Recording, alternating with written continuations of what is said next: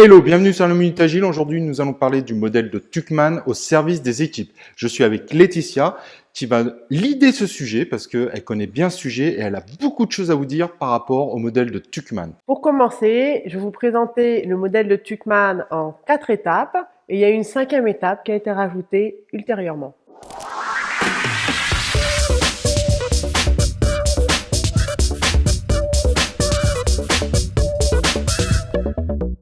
Alors, vous voyez sur ce graphe, en fait, il y aura l'axe du temps en bas et l'axe du niveau de performance à la verticale. Donc, première étape, l'équipe se forme. Les gens apprennent à se connaître, on fixe le cadre, ils sont là ensemble pour une même finalité projet. Il y a souvent un bon niveau d'énergie, parfois on est un petit peu dans les phases d'observation, on a envie de se connaître, il y a une curiosité. Donc là, on est plutôt à un assez bon niveau de performance. Après, deuxième étape, ce qu'on appelle le storming. L'orage arrive, on voit un petit peu les gens qui commencent à se positionner, peut y avoir un petit peu des guerres de territoire, des personnalités qui s'affrontent, des mots peut-être un petit peu durs. Donc là, on redescend en termes du niveau de performance. Troisième étape, il y a le norming, la normalisation, où on peut dire aussi des régulations qui se mettent en place. Donc là, on ajuste, on dit comment on peut mieux fonctionner ensemble, qu'est-ce qu'on va faire, on comprend un petit peu mieux comment chaque personne fonctionne et comment finalement on construit l'équipe. Jusqu'à effectivement un bon niveau de performance sur la fin, où là, tout le monde se connaît, les choses sont fluides, on travaille tous ensemble en bonne cohésion, avec les forces de chacun en complémentarité.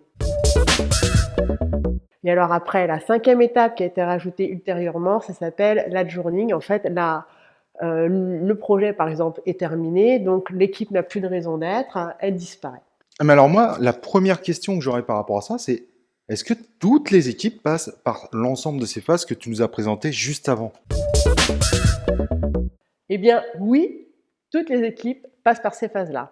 Ce qui est notable, c'est que la temporalité, elle peut être plus ou moins longue, ça c'est propre à chaque équipe, et l'intensité aussi peut être plus ou moins forte. Ce qui est aussi remarquable, c'est qu'en réalité, c'est pas complètement linéaire dans le temps. C'est-à-dire qu'une fois qu'on est arrivé sur l'étape de performing, il peut y avoir un événement extérieur, un changement qui fait que, hop, on repasse en phase de storming et à ce moment-là, on se régule, on se renormalise, on revient en performance. Et ça, il y a plusieurs cycles et petit à petit, l'équipe, en fait, elle va passer sur ces cycles de manière de plus en plus rapide.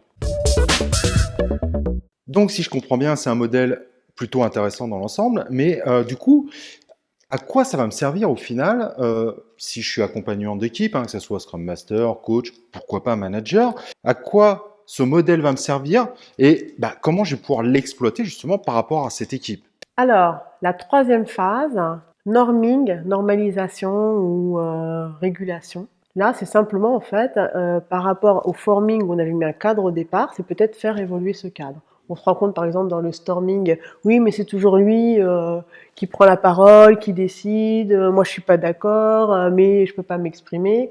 Ok, mettons à plat par exemple le processus de décision. Comment vous en tant qu'équipe, vous souhaitez décider. Et il y a un nouveau processus qui existe, qui font partie des nouvelles règles d'équipe.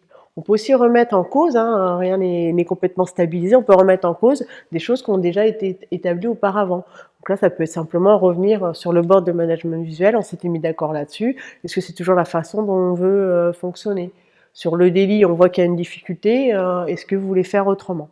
Donc là, effectivement, toujours pareil, l'accompagnant, il va avoir un point d'intention à faire en sorte que ces règles ou ce cadre de vie de l'équipe soient en capacité d'évoluer. Et il va être attentif aussi à ce que ces règles soient respectées à l'instant T, puisqu'on s'est mis d'accord là-dessus. Si elles ne sont pas respectées, on demande éventuellement aux personnes de les respecter, de comprendre les raisons, ou est-ce qu'elles doivent évoluer? On repose toujours la question. 4e phase, performing. Alors là, le risque, entre guillemets, c'est un petit peu, voilà, là, c'est l'équipe fonctionne bien, en complémentarité, en intelligence collective. Donc le risque, c'est un petit peu de s'endormir sur les lauriers. Donc là, voilà, toujours pareil en tant qu'accompagnant, n'hésitez pas à challenger un petit peu, à remettre en cause. Souvent aussi, le fait d'amener un regard extérieur, donc il y a une nouvelle personne qui arrive, ça apporte quelque chose de nouveau et l'équipe se dit: «Ah oui, tiens, c'est vrai qu'on pourrait peut-être faire autrement. Ah, ce truc-là, c'est un peu une habitude, mais finalement, on a un petit peu perdu le sens. Est-ce que on peut revoir cette chose-là?» Dernière phase, adjourning. Donc là, effectivement, on voit souvent malheureusement dans les entreprises qu'on accompagne cette phase-là qui est complètement négligée. Hop, toi, ton contrat se termine, ta mission se termine, tu fais un petit pot et ça se passe comme ça. Non, c'est vraiment important de marquer cette phase-là, de la ritualiser un petit peu. Donc, par exemple, qu'est-ce qu'on peut faire? On peut tout simplement faire un bilan pour capitaliser sur le vécu de cette équipe et ça, c'est important de le faire. Et la deuxième raison aussi, c'est que on se détache plus vite en fait de l'équipe et on est sur une dynamique un peu plus positive pour reconstituer une autre équipe. On n'est plus nostalgique de ce qui s'est passé. Ok, ça c'est terminé, on l'a ritualisé, on a fait un bilan, on passe à autre chose. En effet, il ne faut jamais sous-estimer ce côté humain.